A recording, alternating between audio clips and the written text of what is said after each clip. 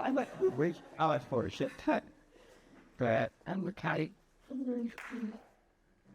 But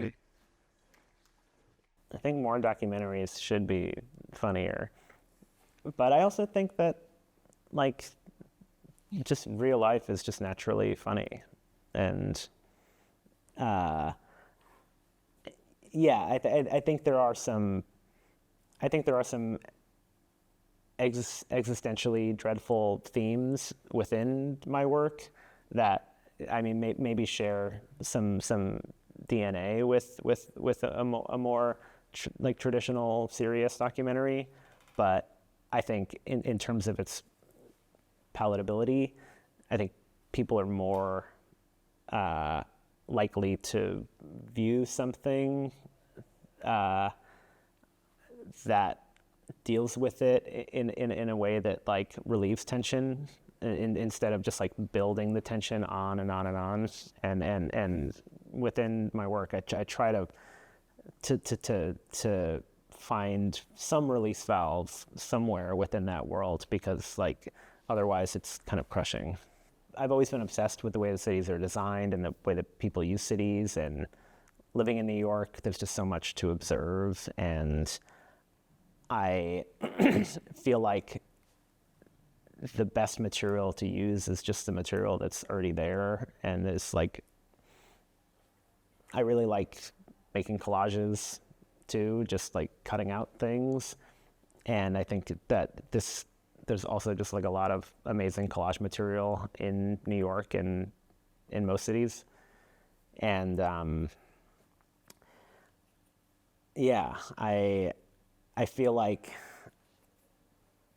I want the work to include all of these things that I'm obsessed with, and like the urban planning, civic design aspect of it is like a really kind of big leg of the tripod for me. And I am definitely using humor as a Trojan horse to get people to acknowledge certain things, whether it's like scaffolding or like the restroom issue. And I didn't really expect that it would have any political or like civic impact at all. It was just like me venting. And it's actually like started to, I don't know if I want to take credit for it, but the conversation has escalated around certain things I bring up in the show. So much so that like people from within city like government are asking me to speak at certain things, you know, to like, you know, fix like a rat problem or scaffolding issue or something.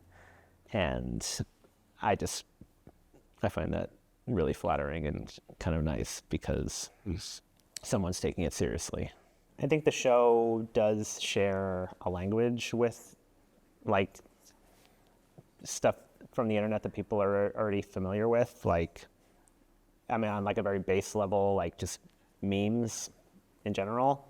It's like when you have a meme, it's like just an image, and then there's text reinterpreting whatever that image is and trying to make a joke out of it.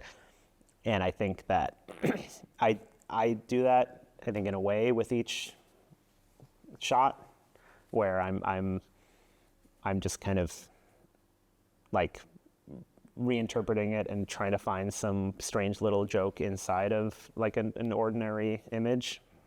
So I think that people instinctually, I think, understand the rhythm of it and the kind of the kind of humor that it has, just because that's the way that so much like stuff is on the internet these days. It was usually some kind of personal struggle that I had in my life that initiated the work to begin with.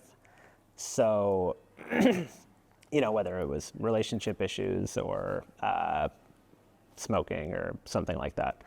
And when I started to make the show, I had to have a writer's room, and I had to train these other people how to shoot and view things the way that I do. And the writer's room kind of became more like a therapy session, because I would have to just go through my entire life at the beginning of every season and just kind of figure out what in there was worth kind of commenting on or processing. And I felt bad for a lot of my collaborators because it was kind of a strange relationship to have creatively, because it is such a memoir piece, and I give my collaborators a lot of credit for dealing with me during all of that time. But yeah, I do have a lot of social anxiety just out in the world, and I feel like it's pretty common. But the camera really helps to give purpose to certain interactions, and it like, just as much as it does for the subject sometimes, like they wouldn't maybe normally want to talk to me if I'm just outside of their house, and I ask them to come in. It doesn't. I don't know if that would work the same way if I didn't explain that I'm making a document of something. But yeah, the camera is this kind of crutch for me still, but I don't really mind like having an accessory to make my life more fun. I think that anyone that's obsessed with anything is something that I'm attracted to. Just I think I have an issue where I don't know what to obsess over sometimes, and I gravitate towards people that have already figured that out. And it's a lot easier to talk to them in a way because they have a purpose, and they want to kind of preach to you about something, and I'm very much just the type where if I'm in a group of people or at a bar or something, I would rather just someone talk at me, just then like try to convince them of something one way or another. So I think that approach is also kind of, in a journalistic way too. That's just like a good way to kind of conduct a conversation, is to just like be curious and like ask questions. I've been in a lot of really boring environments in my life, and I think my only way out of it was to kind of find the humor in there somewhere. I think that I think that when you get bored, it's important to focus on like somehow reinterpreting your environment instead of just like looking at a phone, which I do all the time too.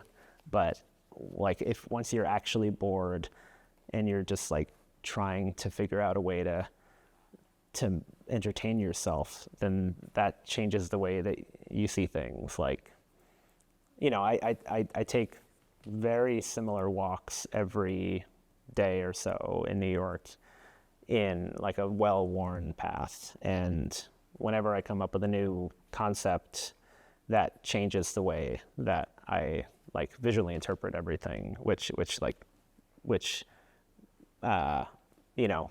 effectively makes me less bored, so it's like this constant back and forth. I shoot a lot of stuff that does not make it into the work, because I would rather shoot something and then not use it than not have something that I would always rather have more than I need. I try to have a lot of fun when I'm shooting something, because it's like not always that fun to think about it like before I get to that point. Like shooting has to be a joyful experience for me, or else like I think the material suffers, because I regret doing a lot of stuff in my life, but going out and filming, I never really regret, because I end up with something that I wouldn't have had if I stayed home.